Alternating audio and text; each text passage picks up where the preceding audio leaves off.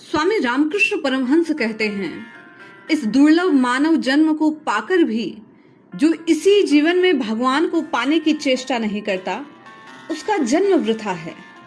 अब जिज्ञासा हम आपकी कि भगवत प्राप्ति होगी कैसे, किसे भगवान की प्राप्ति होती है और कब भगवान की प्राप्ति होती है, वो कौन सा उपाय है जिसे करने पर निश्चित रूप से उस परम तत्व को जाना जा सकता है। आइए स्वामी रामकृष्ण परमहंस देव की वाणी से हम आप ये जानने का प्रयास करें कि भगवत प्राप्ति का उपाय क्या है। पूज्य गुरुदेव कहते हैं कि भगवान का नाम रटो, उनका गुणगान करो, सत्संग करो, बीच बीच में भगवान के भक्तों और साधु पुरुषों के दर्शन करो। मनुष्य का मन यदि दिन रात दुनियादारी सांसारिक कर्तव्यों दायित्वों में लगा रहे तो वह भगवान का चिंतन नहीं कर सकता। कभी कभी एकांत में जाना और भगवान का चिंतन करना अत्यंत आवश्यक है। स्वामी रामकृष्ण परमहंस कहते हैं, सत्य और असत्य का विवेक सदा करना चाहिए। केवल भगवान ही सत्य हैं, वे ही नित्य वस्तु हैं, बाकी सभी कुछ असत्य है, अनित्य है। इस प्रकार के विवेक द्वारा अपने मन में अनित्य वस्तुओं को झाड़ फेंकना चाहिए। तात्पर्य यह है, भगवान से वैसा ही प्रेम करना चाहिए जैसा माँ अपने बच्चे से, सती स्त्री अपने पति से, संसारी मनुष्य अपनी धन दौलत से करता है। स्वामी जी कहते हैं, प्रेम की, आकर्षण की इन तीनों शक्तियों को मिलाकर भगवान की ओर लगाओ, तुम निश्चित उनके दर्शन पाओगे। इस दिव्य प्रेम को प्राप्त करने के लिए एकांत में जाना अत्यंत आवश्यक। दूध से मक्खन निकालना हो तो उसे एकांत में रखकर दही जमाना पड़ता है। यदि उसे बहुत अधिक हिलाया डुलाया जाए तो जमता नहीं दही। इसके बाद और सब काम छोड़कर एक शांत स्थान में बैठकर दही को मथना पड़ता है, तब मक्खन निकलता है। इसी प्रकार एकांत में बैठकर भगवान का ध्यान करने से ज्ञान, वैराग्य और भक्ति की प्राप्ति होती है। जब तक लज्जा, घृणा, भय ये तीनों विद्यमान हैं, तब तक स्वामी जी कहते हैं भगवान के दर्शन नहीं हो सकते। तराजू का भारी पल्ला नीचे की ओर, हल्का पल्ला ऊपर की ओर जाता है। इसी प्रकार जो व्यक्ति सांसारिक चिंताओं से भयकांत है वह संसार में डूब जाता है, तथा जो व्यक्ति कम चिंता करता है वह भगवान के चरणों में उठ जाता है। भगवान के लिए व्याकुलता किस प्रकार होने, जब किसी व्यक्ति की नौकरी छूट जाए, वह नौकरी की खोज में एक दफ्तर से दूसरे दफ्तर भटकता है, तो उसे जैसी व्याकुलता होती है, स्वामी रामकृष्ण परमहंस देव कहते हैं, वैसी ही जब जीव में प्रभु की प्राप्ति की लालसा हो, व्याकुलता हो, तब भगवत प्राप्ति होती है। आध्यात्मिक जीवन में व्याकुलता के बिना कुछ प्राप्त नहीं होता। साधु संग निरंतर करते रहने से हृदय में भगवान के लिए व्याकुलता उत्पन्न होती है। ये व्याकुलता उस व्यक्ति की मानसिक अवस्था के समान होती जिसके परिवार में कोई बीमार हो। उसका मन निरंतर व्याकुल रहता, यही चिंता करता कि बीमार किस प्रकार अच्छा हो जाए। ऐसे ही दिन रात का भगवान का चिंतन भगवान को प्रदान करने वाला है। जो भगवान के लिए व्याकुल, वह खाने पीने जैसी तुच्छ बातों पर ध्यान नहीं देता, दिन रात प्रभु को पुकारता है। यदि कोई व्यक्ति सतत 12 वर्ष तक पूर्ण ब्रह्मचर्य पालन करे, उसकी मेधा नाड़ी खुल जाती है, उसकी प्रज्ञा शक्ति खुल जाती है, तब उसकी बुद्धि सूक्ष्म से सूक्ष्म विचारों में प्रवेश करने और उन्हें ग्रहण करने में समर्थ हो जाती है। ऐसी ही बुद्धि होने पर मनुष्य भगवान की प्राप्ति कर सकता है। केवल इसी प्रकार की विशुद्ध बुद्धि के द्वारा भगवत प्राप्ति हो सकती है। स्वामी रामकृष्ण परमहंस कहते हैं, संतान नहीं होती इसलिए लोग आंसुओं की झड़ी लगा देते हैं। धन की प्राप्ति नहीं होती इसलिए वे व्याकुल होते हैं, दुखी होते हैं। किंतु ऐसे लोग कितने जो भगवान के दर्शन ना मिलने पर दुखी और रोते हैं, जो सचमुच उन्हें चाहते हैं उनके लिए रोते हैं। ऐसा अवश्य ही कोई बिरला होता है और उसे निश्चित भगवत प्राप्ति होती है। जैसा बच्चा खिलौने और पैसे के लिए अपनी माँ की चिरोरी करता है, उसे तंग करता है, रोता पीटता है, वैसे ही जो व्यक्ति भगवान को अपने से अधिक अपना जानकर उन्हें देखने के लिए सरल बालक की भांति व्याकुल होकर अंतर से रोता है, उसे अंत में उनके दिव्य दर्शन का लाभ होता है। ऐसे सच्चे और आग्रही साधक से भगवान छिपकर रह नहीं सकते। स्वामी रामकृष्ण परमहंस कहते हैं, मुझे इसी जीवन में भगवान को पाना है। हाँ, 3 दिन के भीतर मुझे पाना है, नहीं केवल एक बार उनका नाम लेकर मैं उन्हें निकट खींच लाऊंगा। इस प्रकार का प्रबल प्रेम द्वारा भक्त भगवान को आकर्षित करता है और शीघ्र प्राप्त कर सकता है। किंतु जिन भक्तों का प्रेम मंद है, वे यदि कभी भगवान को पाएंगे भी तो युग युग लग जाएंगे। इसलिए अत्यधिक व्याकुलता से पूज्य स्वामी जी कहते हैं, प्रभु को पुकारो। यदि भगवान सर्वव्यापक हैं तो हमें क्यों नहीं दिखते? जिस तालाब के ऊपर काई जमी है, उसे देखने पर पानी दिखाई नहीं देता। यदि तुम पानी देखना चाहो तो काई को सतह से हटा दो। माया के पर्दों से ढकी आंखें लेकर तुम शिकायत करते हो कि भगवान दिखलाई क्यों नहीं देते। यदि तुम उन्हें देखना चाहते हो तो माया का पर्दा आंख से हटाना ही होगा, और इसका सहज उपाय नाम जप है। मनुष्य को कर्म करना ही होगा, तभी वह भगवान के दर्शन पा सकता है। कर्म के बिना भक्ति नहीं हो सकती, ना उनके दर्शन हो सकते हैं। कर्म का अर्थ ध्यान, जप इत्यादि। भगवान का नाम गुण कीर्तन करना भी कर्म है। दान यज्ञ ये भी कर्म है, और निमित्त कर्तव्य भी कर्म ही है।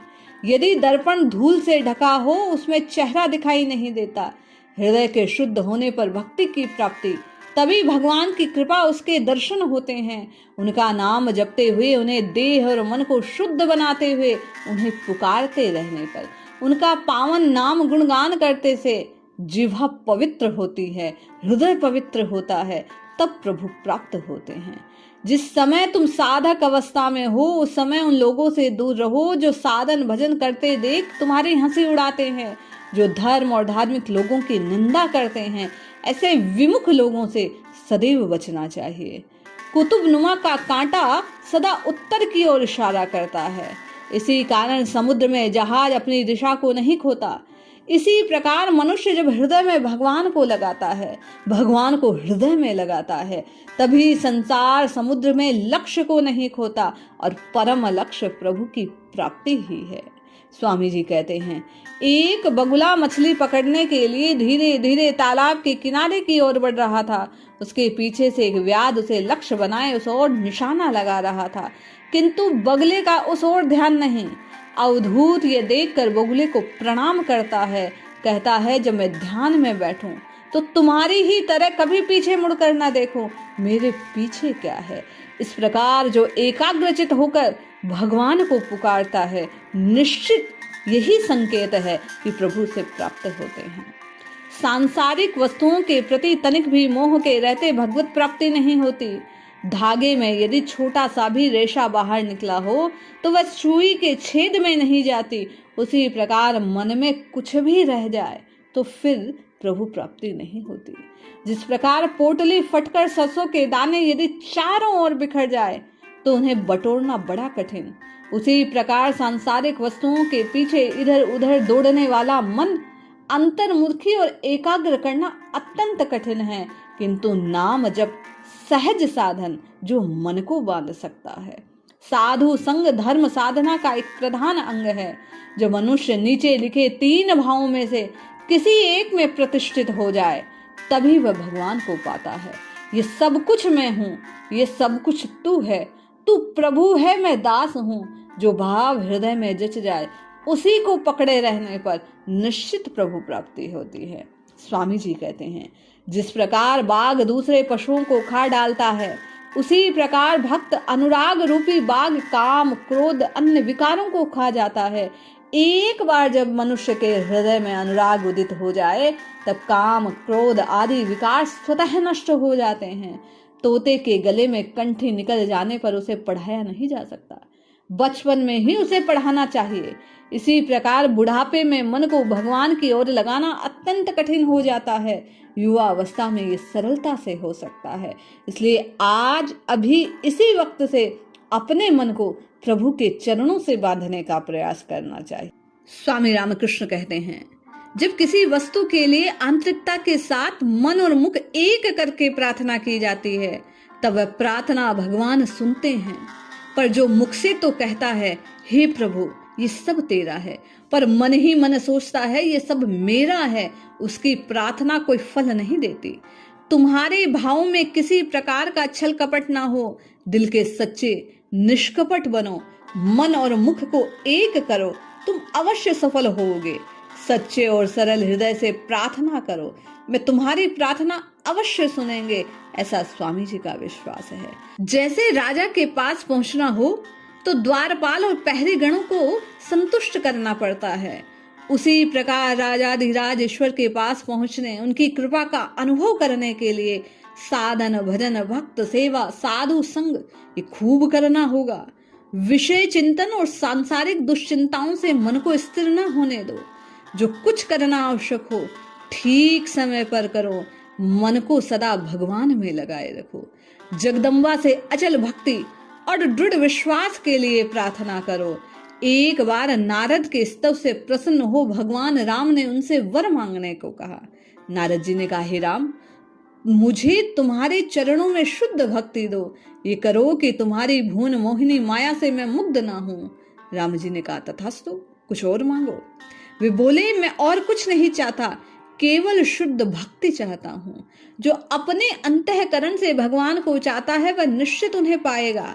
जो भगवान के लिए व्याकुल है, उन्हें छोड़ दूसरा कुछ नहीं चाहता, वह अवश्य अवश्य अवश्य उन्हें प्राप्त करेगा। हृदय की तीव्र व्याकुलता के साथ क्या तुम उनके लिए रो सकते हो? लोग स्त्री, पुत्र, धन के लिए कितना रोते हैं, परंतु भगवान के लिए कौन रोता है? जब तक बच्चा खिलौना लेकर खिलौने में मग्न रहता है, तब तक माँ रसोई पकाने, गृहस्थी के काम करने में लगती है। किंतु जब बालक रोता है, खेल से ऊब जाता है, खिलौने को फेंक कर मामा कर चिल्लाने लगता है, तब माँ की बात छोड़ माँ बालक की ओर दौड़ आती है। उसी प्रकार सच्चाई और सरलता के बिना भगवान को नहीं पाया जा सकता। कुटिल हृदय से भगवान बहुत दूर रहते हैं, इसलिए हम आपको चाहिए कि भगवान को नित्य निरंतर अपना जानकर बालक की भांति केवल और केवल उनसे प्रेम करते हुए उन्हें पुकारें। अब हम आपकी जिज्ञासा की ये भक्ति प्राप्त कैसे होती है? पूज्य स्वामी रामकृष्ण परमहंस कहते हैं, व्याकुलता के द्वारा जैसी व्याकुलता बच्चा अपनी माँ के लिए अनुभव करता है, जब बच्चा माँ से अलग हो जाता है तब वह घबरा जाता है, व्याकुल होकर माँ के लिए रोने लगता है। इसी प्रकार यदि कोई भगवान के लिए रोए तो उनके दर्शन हो जाते हैं, भक्ति की प्राप्ति हो जाती है। एक शिष्य ने अपने गुरु से पूछा, गुरुदेव, मुझे भगवान के दर्शन कैसे हों? गुरु ने उत्तर दिया, आओ, मेरे साथ आओ, मैं तुम्हें बतलाता हूँ कि उस झील के किनारे ले गए, लेकर पानी में उतारे। एकाएक गुरु ने शिष्य का सिर पकड़कर पानी में डुबो दिया। कुछ क्षण उसे पानी में डुबो रखने के बाद उसे छोड़ दिया। शिष्य झट से उठ खड़ा हुआ। गुरुदेव ने पूछा, कहो कैसा लगा?